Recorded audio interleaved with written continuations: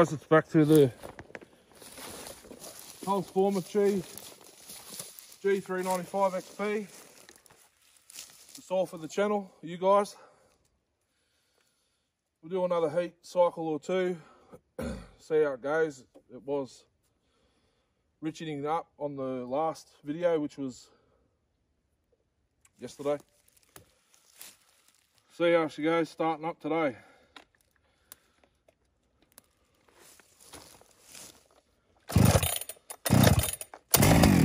Three pulls, nice.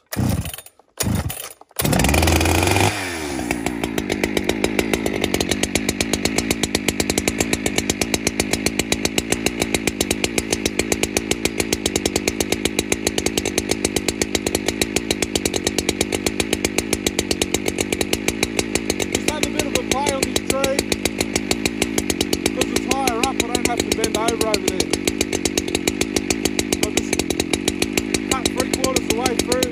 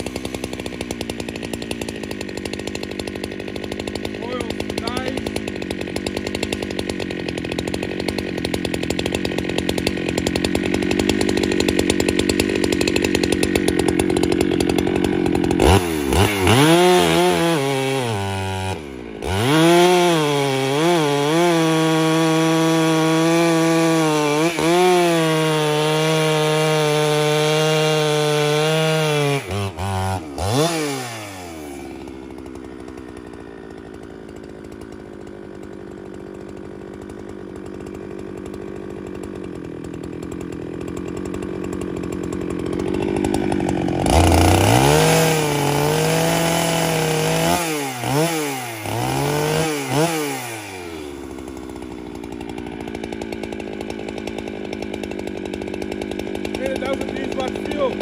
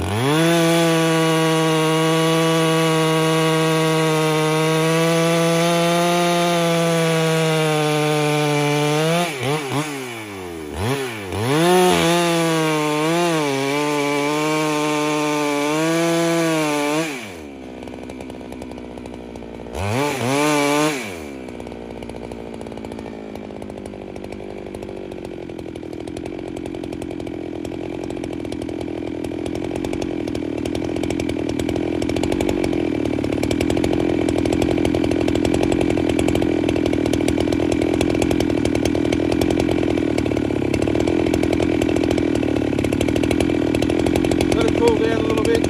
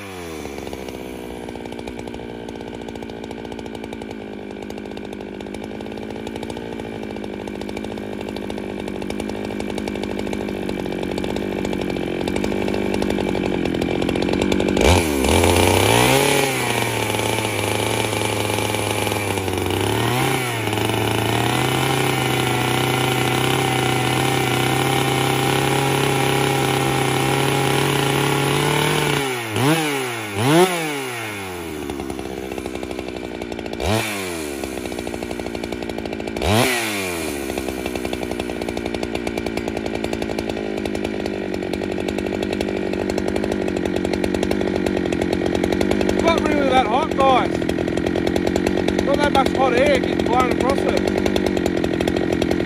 Oh, it's a little bit hot now. Put it through its face.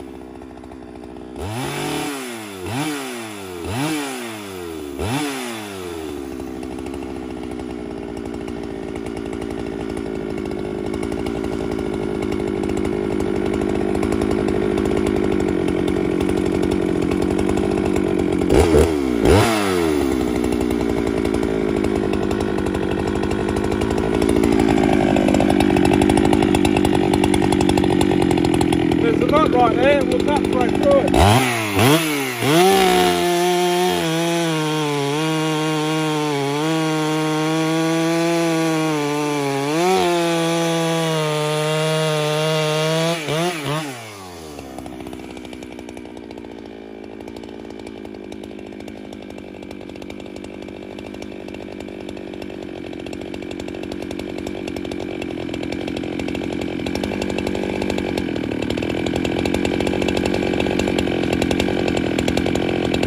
I think she's fully broken in.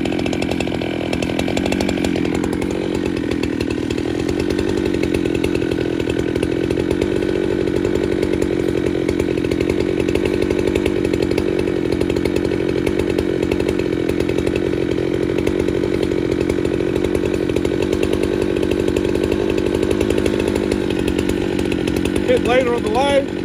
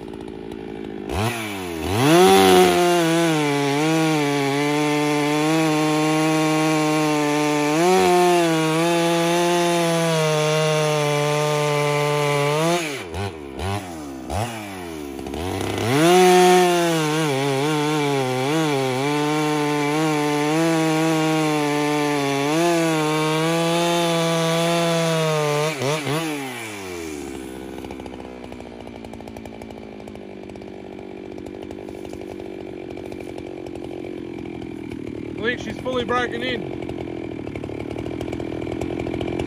Unless it richens up a little bit more, but I'll show you how straight she's cutting. Oh, look at that.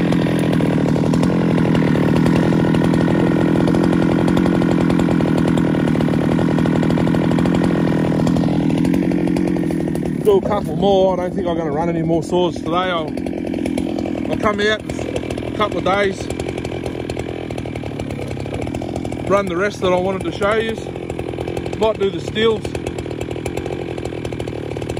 I think my left boot's come undone.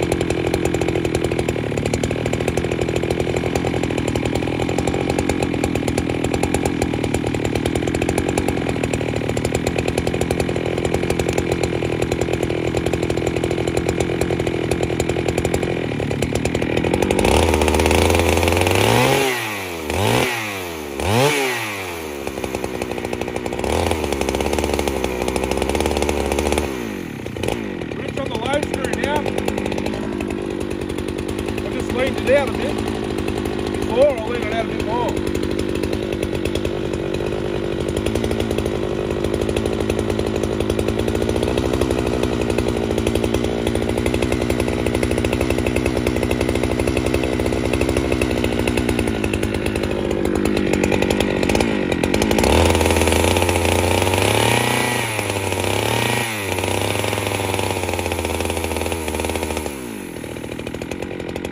Do that, guys.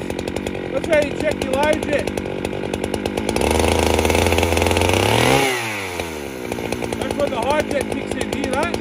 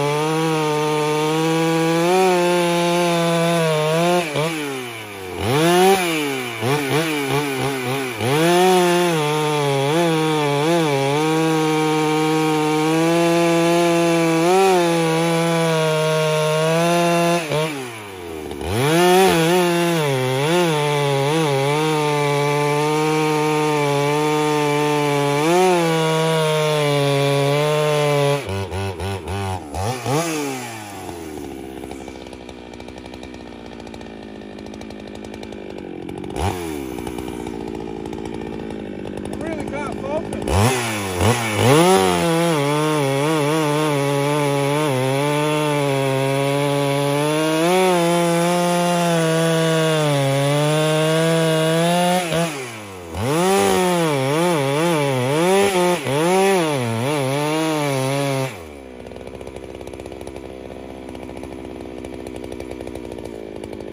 I can't fault it, that's off its head. Oh, forgive me, I've never run a 395 before, only a 394s. The ones I own, no one else's.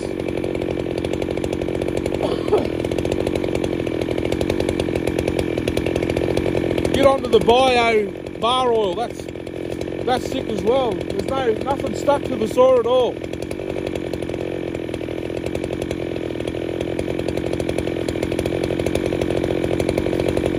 It just hits the saw and bounces off.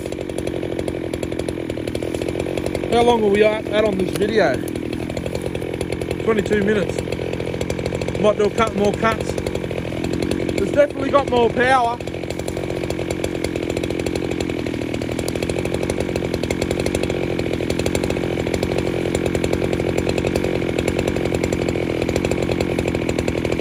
It ran in flawlessly.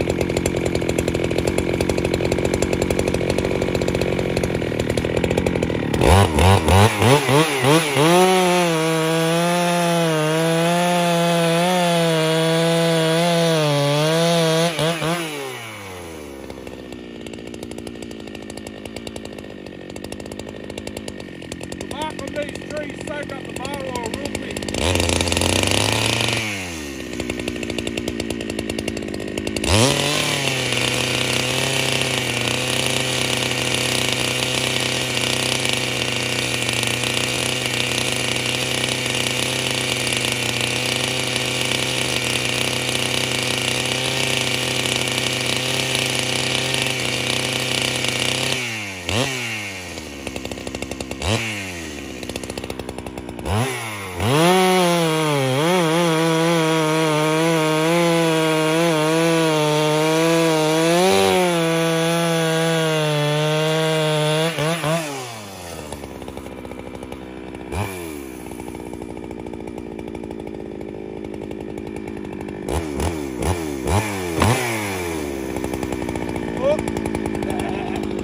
Weak spot.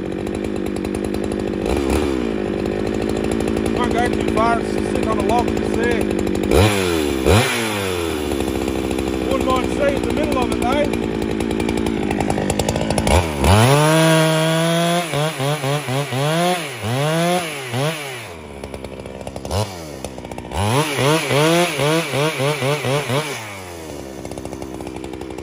Follow.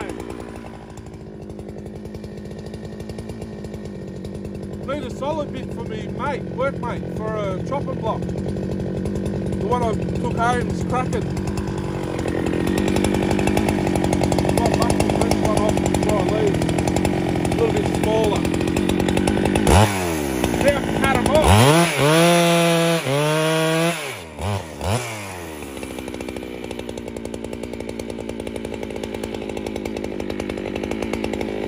Oh, flip. That must have just split now. Yeah, 3 pieces.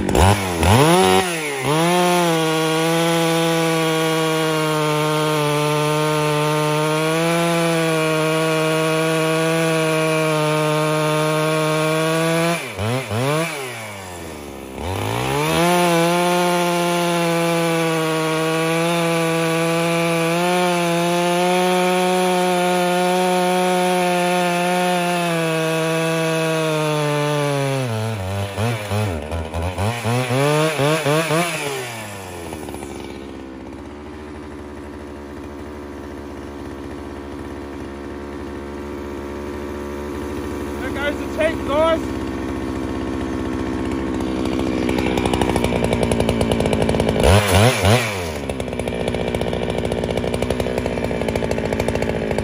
It's out of fuel. How long is that? 26 minutes to a tank.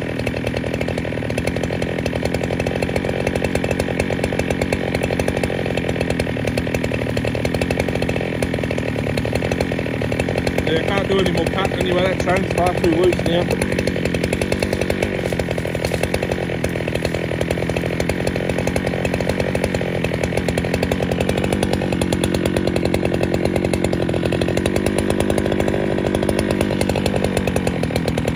Let it cool down as long as it'll let me.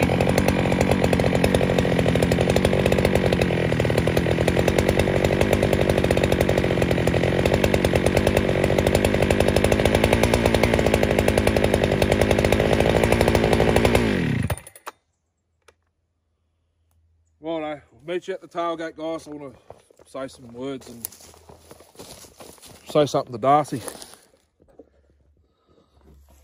Guys, welcome back. The sun's in a bad spot. I mean, it's out, yay. I'm not really a fan of sunny days, to be honest with you. Because I'm a big bloke, I like winter. Like this type of weather I can tolerate. I don't like summer at all, especially in Australia. It gets bloody hot here. And if you're from Australia, the stories you hear about Melbourne 4 seasons in a day, yes, it happens. Just give me a sec, I'll pick my hat bar up. I'm just taking my chaps off so my legs can breathe again. Yes, I wear shorts with chaps. I never cut with chaps at all until it was a requirement for Sawfeast last year. Chaps, glasses and earmuffs minimum, and obviously steel cap work boots or just work boots in general.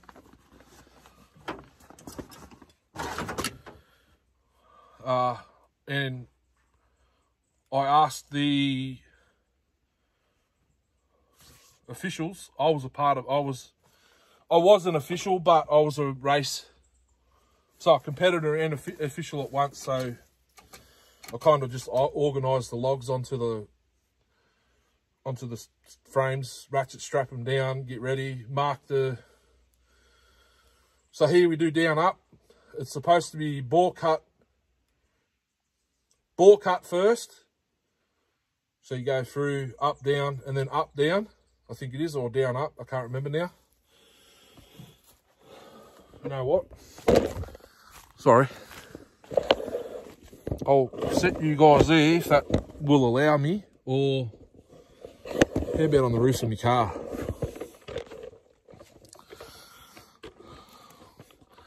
Actually, right there, next to the car door, because I'm going in here, I'm going to get a cigarette. Yeah, down up with the official cuts, down up, because there wasn't many people that were competent doing the bore cut first.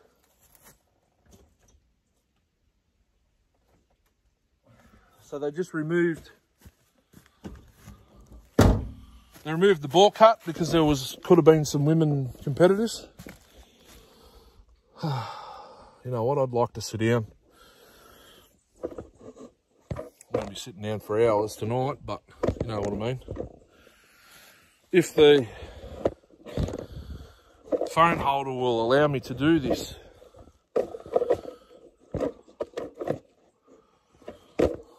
No, uneven ground's no good for this thing. There we go, look at that. I'll sit down here. So I want to have a little bit of a chat. Hopefully the sun's, look at that. Forgive me if I've gone off topic here. So yeah, I wear shorts with chaps, I realise. Still some form of protection there. And they're Husqvarna brand, so they're not El Cheapos from Amazon or eBay. They're the real deal. I actually got them from Amazon, but Amazon Australia. Yum. Hey Das, triple. They didn't have any bloody intents. Anyhow, this will be like a general overview. Where the friggin' hell's me cup holder? Can't even, there. This will be like a general overview of all the saws, plus I want to talk about the 95. So the 365 48mm Pharmatech, the whole saw is Chinesium except for the carb. It's a genuine Wildbro OEM off the 365. That's got the 52mm bore on it. Don't mind if I do, excuse me. That pipe, the muffler setup suits that saw, so that muffler's going to stay on it. I can't believe the difference. Woke it up, I could see the sound wave rings, you know, what I keep talking about, you know, when a pipe works, because you get the rings blown on the ground, and that does it out of both pipes, so that works. The big bore 52mm big bore 365, that muffler works on the red and white one, so all I've got to do is re-drill the hole, put I think it's a 22 outside diameter pipe in it, just like that, but I might make it shoot a bit more over the clutch cover, because this stuff tends to catch a light when you don't have a spark arrestor screen. And I don't know what's going on with the big bore. That's all genuine clutch, sprocket, all that sort of stuff. It's kind of acts air leaky. Maybe I need to check the case bolts again. No big deal. I don't really run that saw that much. It's more so the other ones I play with a lot. Even though that saw is lighter than the red and white one. I don't know why. Is it because it's genuine, like chassis? I don't know. Feels lighter. Yeah, so I've just got to put another piece of pipe in that other muffler that I haven't put a pipe in yet, but I've got to drill the hole bigger. And I've got to check the oil pump on that big bore as well. It leaks all the bar oil out while it's sitting. My light's doing the disco in here. I'll turn it off. Oh, excuse me. It leaks all the bar oil out while it's parked up, but when you want to run it, it doesn't pump near as much as any of the other two. G395XP. Darcy, you got to get one. Don't worry about big bore on your OE saw. Leave it OE. I had a thought this morning. Everyone that's got a 394 that wants to keep it running, if they've got a cracked intake boot, make up a plate.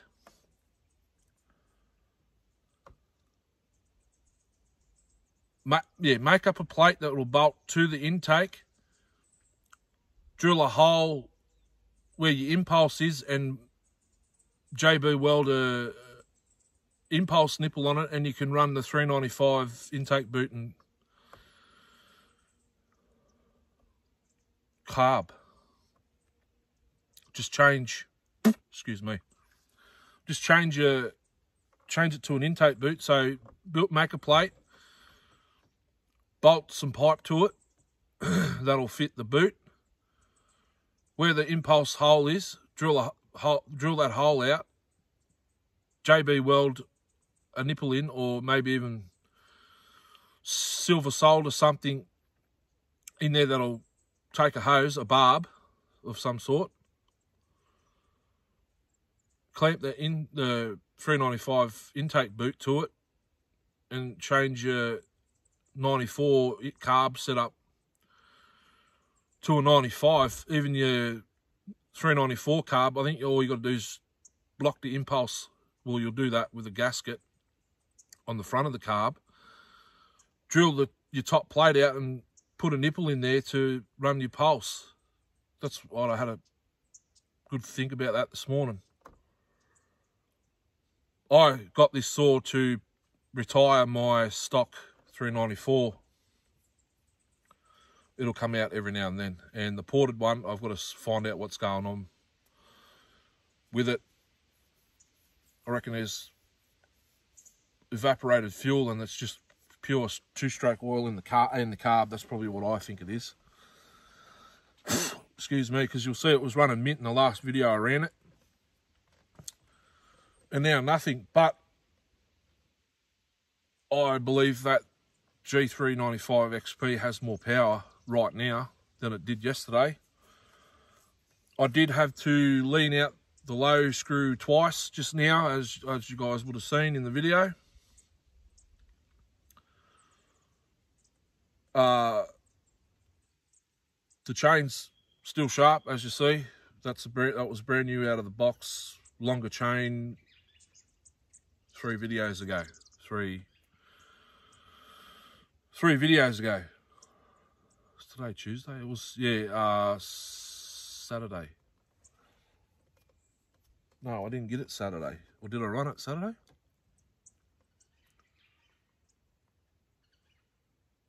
Sunday. Forget what day. Sorry guys, I'm filming ahead here. Really impressed. The clutch doesn't slip. The clutch drum is square. It's not rounded. Tunes. Only thing I've got to work out's the idle, but it kind of settles itself down. I haven't had the hood off. I took the hood off and the filter off just to have a look around in there. That was it. Took the starter off on the live feed because your wind deflector, as soon as I give it a rev the first time, it sort of sucked into the flywheel and the flywheel sort of made its clearance for when she's wide open. Other than that, it's mint. The oil's mint. I don't know what it's set at. 3 or 4 clicks out for a 24-inch. Then you can go more. That'll oil it'll oil a 36. I don't know about a 42. It might if you drill out the hole in the bar. I haven't drilled out the hole in that bar yet. Got that little, you know, the Oregon teardrop shape. So it's pushing a lot of oil through that little hole. I'm not sure if I'll leave the hard nose bar on it yet. I kind of want to get a Hulse former, maybe a 28 sprocket nose bar. But that's ideal bar for this application. Firewood, not so much in, well, it actually is probably better off in this stringy bark because the needles and stuff will probably get caked up in the bearing. But this is the softest hardwood we've got, I believe. I've got to go actually get a load of firewood for a fellow collector. His back's stuffed. He'd be lucky to run saws maybe 2 half days a year just because he has to. So I've got to tee it up with Darcy to go up the Tullarook State Forest. That's fairly close to his house. And there should be a lot of proper Aussie hardwood up there. Red box, red gum, yellow box, yellow box is hard, but it's okay to the chains, and it is pretty gnarly to split. So there'll be a lot of the firewood scene, bucking firewood, splitting. You guys haven't seen me split yet, but there will be some splitting. Hopefully. Take my plum and my maul, which is basically just a generic cyclone, I believe, Cyclops. It's basically just like a steel wedge. It's about that wide, about that long. Don't know the weight, probably 7-8 pound. Spotted gum handles. The plum is she's got some toe wear, but the guy that owned it was obviously taller than me, and he split probably on the ground, so he didn't use a block, so to speak. Anyhow, guys, I don't have anything bad to say about the G395. Off its head, thumbs up so far. I believe she's fully run in. We might have to take the muffler off and have a look at see if the rings are shiny. I believe they will be, because they're probably cast iron rings anyway, so they usually run in after a tank. That's actually its second tank, guys. 26 minutes a tank. And I had to lean it out today. She was rich from the get-go. So we'll find out if she still needs leaning out. It's possible. I will check the chain. I reckon it's still sharp, but yeah. Awesome. I've got to go find a biscuit for my work, mate. Or a cookie for a chopping block. The one I took, I had it been in the utes since that Saturday I did with Darcy, or the day I did the Super Pro 125 down the other spot. She's starting to crack, so I need to get another one, and he's going to have to sand it and oil it and whatnot pretty quick. Yeah, guys, thanks for watching. Thanks for being here. I don't really want negativity. I've had some of that already last night on the 125 video.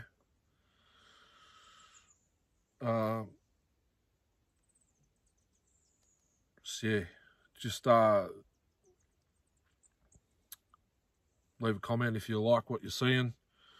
I know I'm just cutting basically bickies. I don't have a wood fire, and well, I do have a load to go take to that mate that can't run the saws because of his back, but this is not, I wouldn't sell him this stuff for firewood.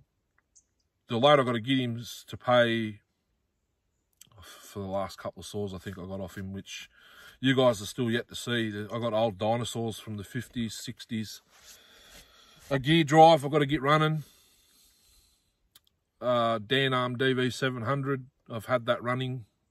I don't know why. It's got a wooden, someone made a homemade wooden pull handle, so I've got to swap that out for something that won't hurt my hands pulling it over.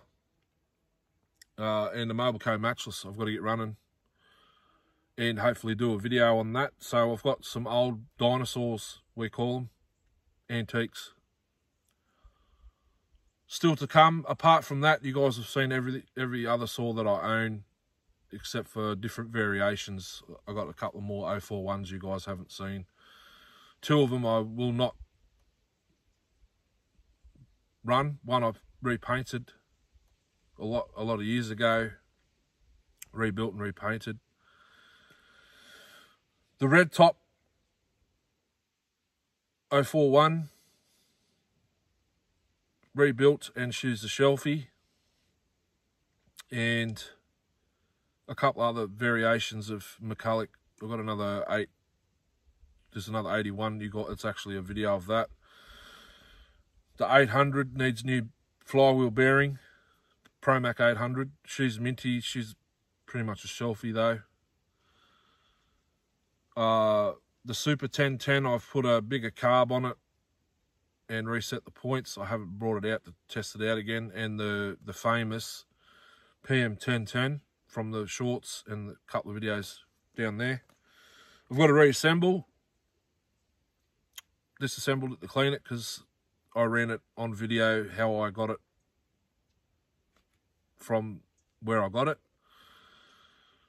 I pulled the starter off. It's absolutely filthy under there, so I've decided to strip it down to clean it. But while it's down, I might port it because I've got a Minty 1010 on the shelf that needs a new muffler. I found another NOS muffler for it. And then I thought, well, because it's a shelfie, this other PM 1010, she's minty. It's only got a little bit of paint left off the rear handle. Other than that, it's pristine almost. Apart from the side cover, the fins were broken where the muffler goes, so I cut it off. So it kind of looks like a new age Super Pro 81 chain brake without the goose in the middle of the chain brake assembly. So then I thought, well, why leave it on the shelf? Let's get out, run it. I've actually physically only started it and revved it and tuned it sort of in my hands without nothing on the muffler. And that's it. I didn't get a chance to run it that day.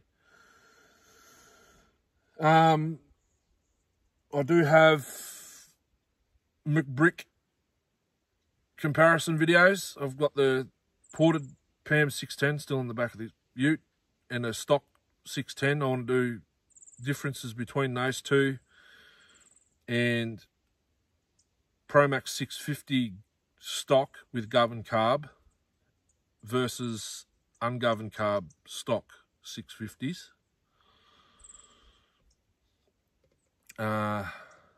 In the Husky 44 white top Practica, I haven't had that on film. I've got to find, it's got an 18 or 16 inch bar on it at the moment. There's a log right there I could probably use for that. But yeah, anyhow, I want to get this Clone Wars, we'll call it Clone Wars or Battle of the Clones or something. I don't know what I'll come up with yet. But all the clones, I've still got the stills in the back.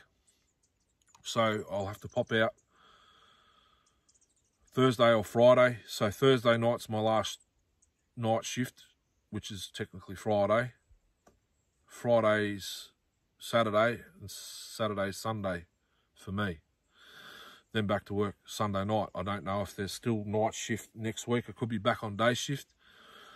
You guys will know if I'm back on day shift. There won't be any videos as frequent as they have been currently. I'll only have half a day Saturday, so when I finish work Saturdays, I'll still have my live. It just won't be at midday. It'll be maybe 2, 3 o'clock in the afternoon. Gets dark at 5, so maybe 3 to 5. Excuse me. And Sunday is the only day I'll have, full day I'll have off. And if next week I'm back on a day shift, I'll probably be going to get that load of wood next Sunday for Paul, my mate Paul. Anyhow, guys, thanks for watching. Thanks for being here. Welcome newcomers. Let's try to get to the 500 subscribers so I can see what entails the next stage. Hopefully it's website and apparel. I don't know if you guys actually, I know Darcy has put an order in already, but hit me up with whatever I say. If you guys pick up whatever I say slogan wise, if you guys want me to have an apparel store, it doesn't really bother me one bit if I have it or not. I didn't really intend on, when I started the YouTube channel, even thinking about selling merchandise or shirts or hoodies or hats, you know what I mean? It was just an idea for Saw Feast, because all like-minded people, we're all out, we're racing saws. Most of us are all builders, or a couple of us send cylinders here, there and everywhere to get ported up, and you know what I mean. I never send anything away. did all the work. I put saws together for Reese and whatnot, but it's just all like-minded people.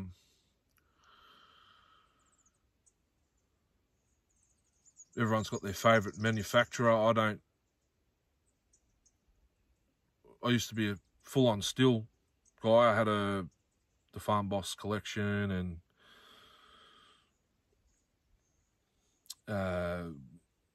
pretty much the whole collection of homeowner saws, and then I got into the pro saws, and then I got the kit saws. So I had the 660 and the 372 at the same time, and I liked using the 372 because it didn't vibrate as much as the steel, you know what I mean?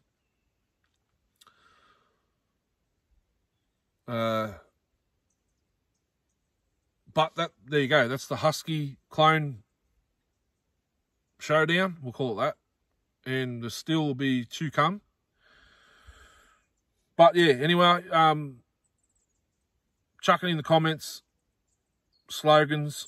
I used to say I like it a lot. You know, like Jim Carrey and what's the name back further down the channel when I was basically just doing the repair vids.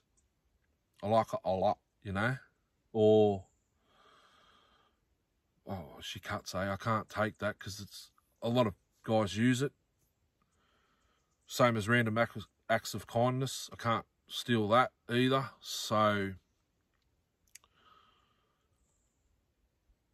that's hectic. It's off its head. Darcy, like, me and Darcy talk the same lingo. Darcy, yeah, let me know slogans. If you reckon we go with that, Kieran can, I'll get Kieran to design it or whatever. And my logo. Speaking of my logo, have a look at this. It's on the front of me. My Ute got a bonnet scoop. So the Nissan's had a Nissan here, but how's it going? That's what I say a lot. How's it going? You know, going. Anyway, guys, thanks for watching. Take it easy. Catch us in a couple of days. Hooroo. Like, subscribe, you know what to do. Just thought I'd remind us. And I'll put the link in the description for Kieran's Creation by Kieran's Facebook group. You can go see what stuff we can make with the cry cut machine or cricket machine. And you'll see my logo there. Hooroo.